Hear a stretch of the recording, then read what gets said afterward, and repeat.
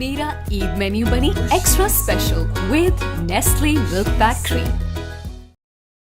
अब रुख करते हैं सियालकोट का। अमरान अशरफ की रिपोर्ट के मुताबिक टीम पेट्रोलिंग पोस्ट गलोटियां मोड़ नजायज़ असला और असले की नुमाइश करने वालों के खिलाफ इन एक्शन।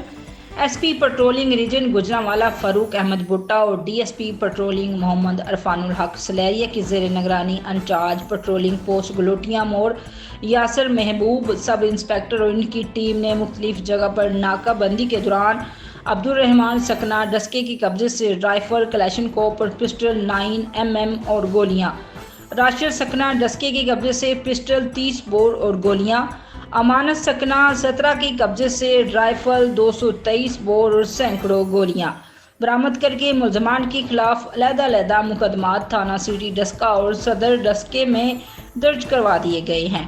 याद रहे, इंचार्ज पेट्रोलिंग पोस्ट गलोटियां मोड़ असला नजायज़ और असले की नुमाइश करने वालों के खिलाफ कार्रवाई करने में हमेशा ही एक्शन में नजर आए हैं। इस मौके पर डिस्ट्रिक्ट इंचार्ज डीएसपी अरफानुल हक सलेरिया का कहना था, शहारों पर असले की नुमाइश और नजायज़ असला लेकर घूमने वालों के खिलाफ बिला इम्तियाज़ कार्रवाई की जाएगी।